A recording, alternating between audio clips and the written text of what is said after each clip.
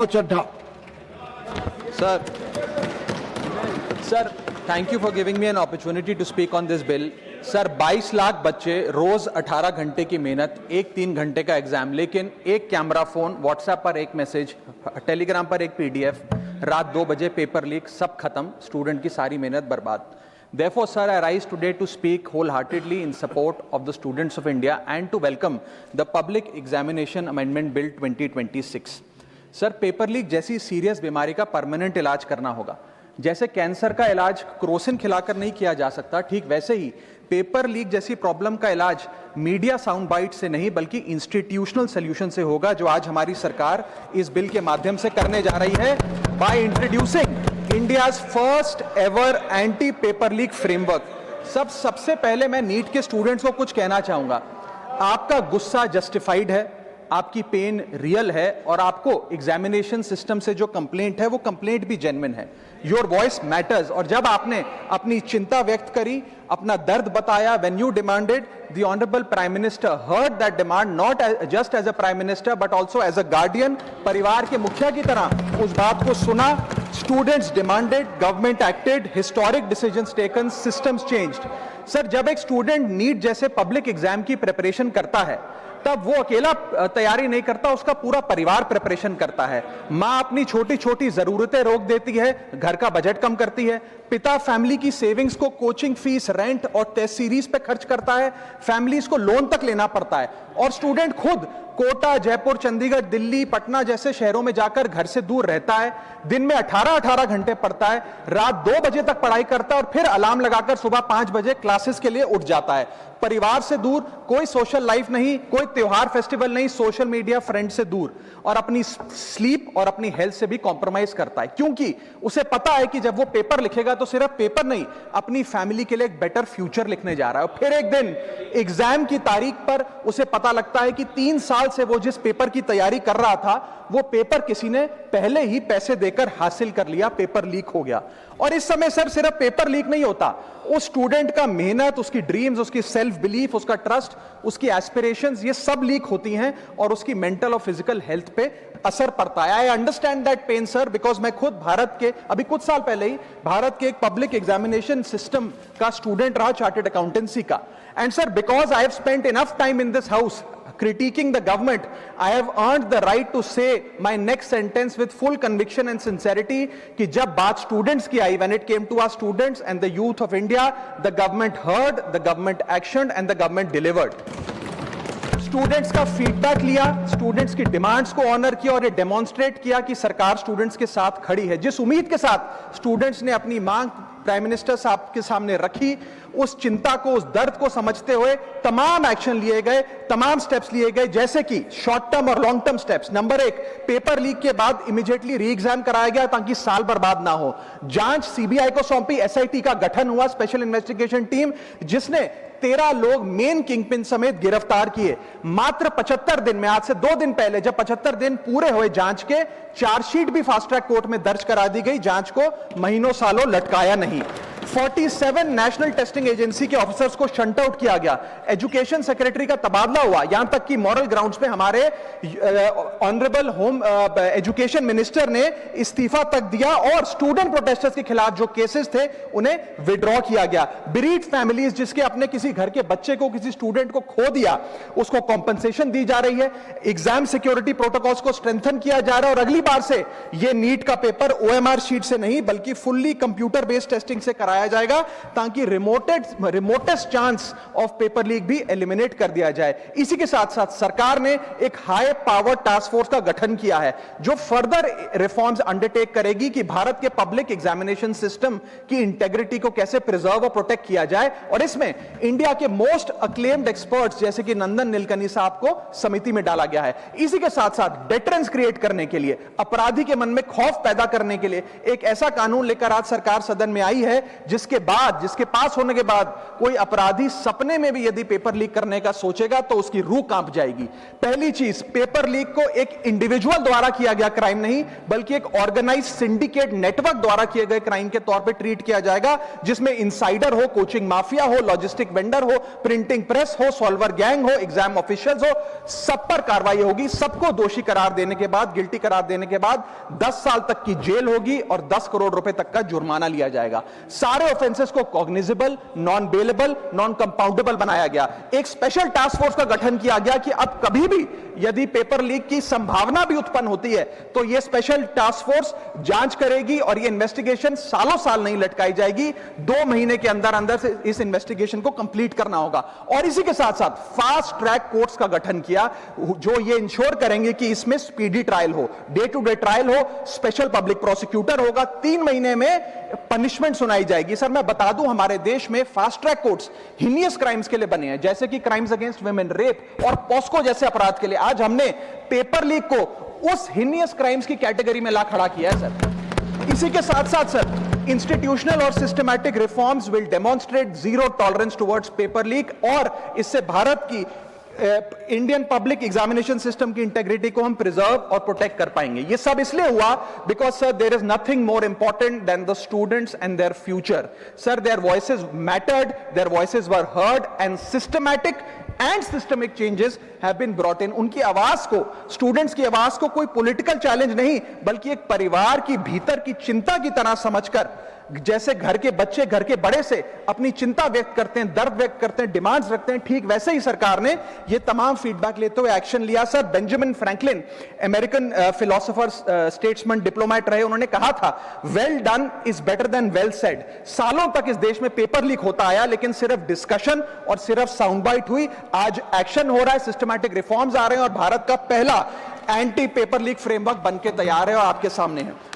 Sir इसी के साथ साथ पेपर लीक किसी एक पार्टी का, किसी एक सरकार का ऑफिसर या मिनिस्ट्री की देन नहीं है, और ये कोई 2026 का फिनोमेना भी नहीं है। सर मैं बता दूं कि सर जब बात अकाउंटेबिलिटी की हो, मोरालिटी की हो, जवाबदेही की हो, तो इसलिए जब बात अकाउंटेबिलिटी की हो, मोरालिटी की हो, जवाबदेही की हो, तो सर ये इससे तय नहीं होना चाहिए कि पेपर लीक कौन से राज्य में हुआ, कौन सी मिनिस्टर के अंडर हुआ, कौन सी पार्टी में हुआ, क्योंकि ये एक पैन इंडिया ऑर्गेनाइज्ड क्राइम है, क्रॉनिक डिजीज है।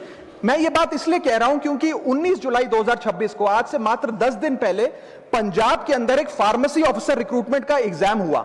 उसमें मैसिव इरेगुलरिटीज देखी गई, ब्लूटूथ डिवाइसेस के माध्यम से लाइव चीटिंग चल रही थी, और चीटिंग सिंडिकेट वो चीटिंग फैसिलिटेट कराने के लिए 13 लाख रुपए का रेट चार्ज कर रहा था।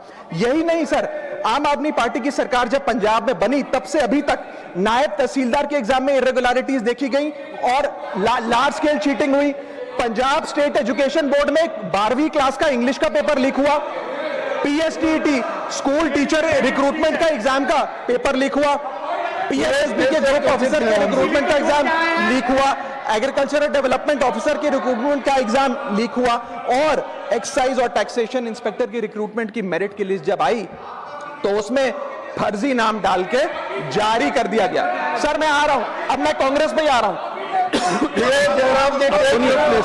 आप कांग्रेस का सुनिए सर, मेरा समय खराब कर रहे हैं। आप बोले ना, बोले सर जब सर कांग्रेस की कर्नाटक में सरकार है, इसी साल जनवरी 2026 में एसएसएलसी का पेपर हुआ। इसी साल कर्नाटक में कांग्रेस की सरकार के अंडर एसएसएलसी का पेपर हुआ, पेपर लीक हुआ, और वो पेपर ऑनलाइन 200 रुपए में स्टूडेंट्स को बेचा जा रहा था।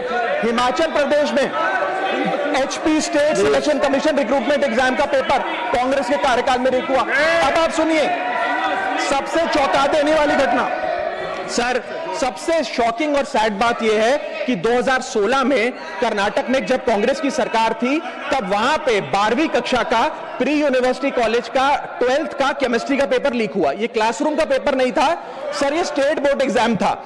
ये स्टेट का एग्जाम जब पेपर लीक हुआ, बच्चे एग्जाम देकर घर आ गए, पता लगा पेपर लीक हो गया, पेपर कैंसिल कर दिया। 20 दिन बाद री एग्जाम कराया गया, री एग्जाम का पेपर भी लीक हो गया, और उसके बाद रात को 3:30 बजे वो पेपर व्हाट्सएप पे घूम रहा था, री एग्जाम को भी कैंसिल करना पड़ा।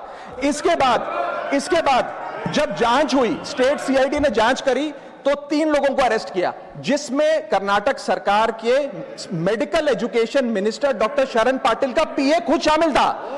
पीए 10-10 लाख रुपए लेकर पेपर लीक कर रहा था। उसके बाद जब मंत्री जी से पूछा गया कि आप इस्तीफा क्यों नहीं देते, आपकी मॉरल और डायरेक्ट जिम्मेदारी बनती है, आपके दफ्तर का आपका पीए पेपर लीक कर रहा है, आप क्यों नहीं इस्तीफा देते? तो उन्होंने कहा कि there is no question of resigning, अगर कुछ गलत हुआ है तो वो मेरे पीए का पर्सनल मैटर है, उसकी पर्सनल लाइफ है।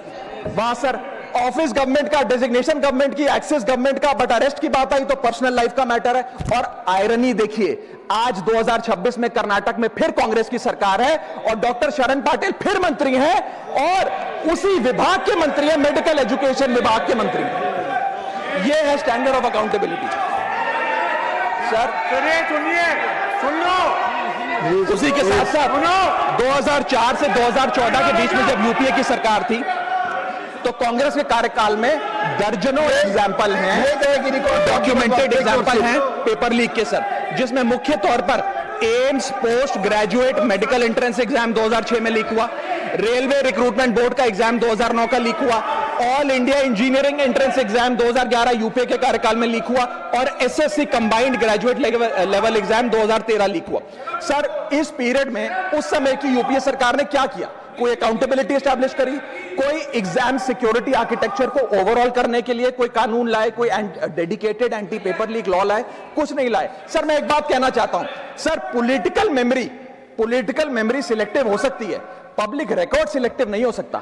अगर नेशनल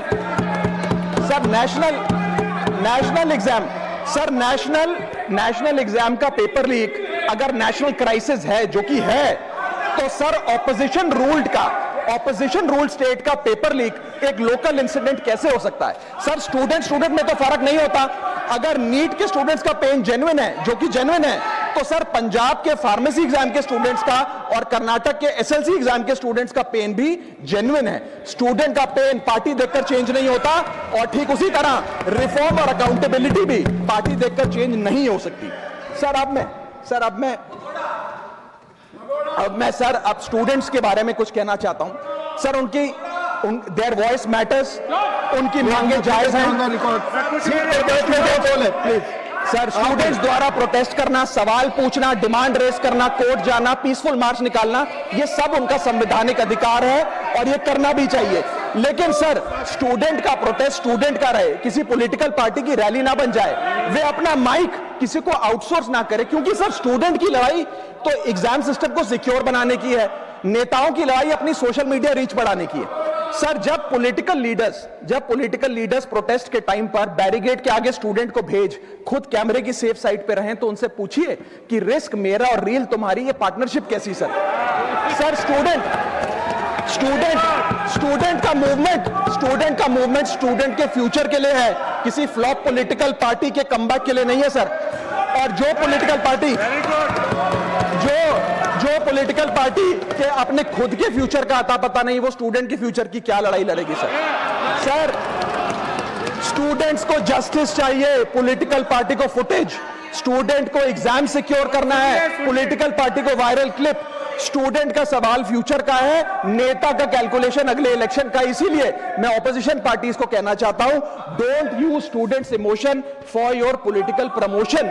ये लड़ाई बीजेपी वर्सेस कांग्रेस नहीं है, ये लड़ाई मेरिट वर्सेस माफिया की है, मेहनत वर्सेस सेटिंग की है। और सर एक बात और, सर आज हमारे स्टूडेंट्स पर पढ़ाई का बहुत स्ट्रेस है। हमारे समाज ने, हमारी सोसाइटी ने आज बच्चों का, क्योंकि हम बेस्ट चाहते हैं, अपनी बच्चों से पढ़ाई संबंधित एक्सपेक्टेशन को प्रेशर में बदल दिया है। और ये प्रेशर सर स्कूल से ही शुरू हो जाता है। जब बच्चा 10वीं क्लास का बोर्ड का एग्जाम दे रहा होता है तो बोला जाता है ये क्रिटिकल ईयर है, अच्छे मार्क्स लाने हैं, नहीं तो स्ट्रीम नहीं मिलेगी, पूरा करियर बर्बाद हो जाएगा। 12वीं क्लास में जाता है तो प्रेशर और बढ़ता है, बोला जाता है ये लाइफ का टर्निंग पॉइंट है, आगे की जिंदगी कैसे डिसाइड होगी। जेईई, नीट, सीयूईटी, तमाम एंट्रेंस एग्जाम की तैयारी का प्रेशर अलग। और सर जब कॉलेज पहुंचता है तो एक अलग ही लेवल का प्रेशर होता है, उसको बोला जाता है सीजीपीए ठीक रखो वरना प्लेसमेंट नहीं मिलेगी। ये पूरी लाइफ का सवाल है, करियर का सवाल है, हर स्टेज पर प्रेशर का सिलेबस बढ़ता जाता है, बढ़ता जाता है, बढ़ता जाता है। और ओवरऑल सर इंडिया में कंपटीशन बहुत फास्ट स्पीड पे बढ़ रहा है, लेकिन उसी के साथ साथ कंपैरिजन भी बहुत फास्ट स्पीड पे बढ़ रहा है। सबसे पहले जब बच्चा स्कूल जाता है तो अपने स्कूलमेट्स क्लासमेट से कंपैरिजन होता है, कोचिंग सेंटर जाता है तो वहां कोचिंग सेंटर के स्टूडेंट से कंपैरिजन होता है, ऑल इंडिया रैंकर से कंपैरिजन होता है, घर आता है तो पड़ोसी और रिश्तेदारों के बच्चों से कंपैरिजन होता है। ये कंपैरिजन मोटिवेशन नहीं सर, प्रेशर और स्ट्रेस में बदलता जा रहा है। सर जैसे 3 इडियट्स पिक्चर में कहा था ना, काबिल बनो कामयाबी झक मारकर पीछे आएगी, ठीक उसी तरह समाज को, हम सबको, अगर कोई स्टूडेंट चिंतित दिखे, स्ट्रेस में दिखे, उसे कहना चाहिए कि एग्जाम इंपॉर्टेंट है लेकिन तुम एग्जाम से ज्यादा इंपॉर्टेंट हो सर, क्योंकि घर स्टूडेंट का सेफ स्पेस होना चाहिए सर, दूसरा एग्जाम सेंटर नहीं। और एक रैंक रिजल्ट डिसाइड कर सकती है बच्चे का, उसका फ्यूचर नहीं, वैल्यू नहीं, उसकी पूरी जिंदगी नहीं। और अंत में sir, I just take 1 more minute sir, अंत में मैं अपने वेल विशर्स को भी कुछ कहना चाहूंगा जो पिछले कुछ समय से मुझे कह रहे थे कि राघव आप नीट के इशू पर कब बोलोगे, आपको हम सुनना चाहते हैं। मैं बड़ी हम्बली कहना चाहता हूं सर, जब मैं ऑपोजिशन में बैठता था तब सवाल मेरा हथियार था, आज मैं ट्रेजरी बेंचेस पर बैठता हूं, आज सोल्यूशन मेरी जिम्मेदारी है। मैं भी रोज कैमरे के सामने आकर साउंड बाइट दे सकता था, लेकिन मुझे हेडलाइन नहीं सर, मुझे आउटकम चाहिए। और जब मैं ऑपोजिशन में था तब मेरा काम इशू रेस करना और सवाल उठाना था, और पूरा सदन और आप जानते हैं मैंने वो काम पूरी ईमानदारी से किया। लेकिन आज मेरा रोल कैमरा के सामने अटेंडेंस लगाने का नहीं है, मेरा role is my focus is to fix the system. इसीलिए मैंने अपने आप से एक वादा किया, I made a promise to my self कि मैं इस मुद्दे पर पार्लियामेंट में बोलूंगा, और उस दिन बोलूंगा जिस दिन हम प्रॉब्लम सॉल्व कर रहे होंगे, सोल्यूशन लेकर आएंगे, when the system is getting fixed, and today is that historic day when the system is getting fixed। और सर बिकॉज आज जो रिफॉर्म्स हम लेकर आए हैं, जो सरकार सदन में लेकर आई है, वो इतने जरूरी हैं क्योंकि इन रिफॉर्म से सिस्टम और मजबूत होगा, पेपर और सिक्योर होगा, एग्जाम फेयर होगा, मेरिट का सम्मान होगा, माफिया जेल में होगा, सरकार पहरेदार होगी, कार्रवाई दमदार होगी, स्टूडेंट्स की जीत होगी, माफिया की हार होगी। जय हिंद। श्रीमान जोश के मनी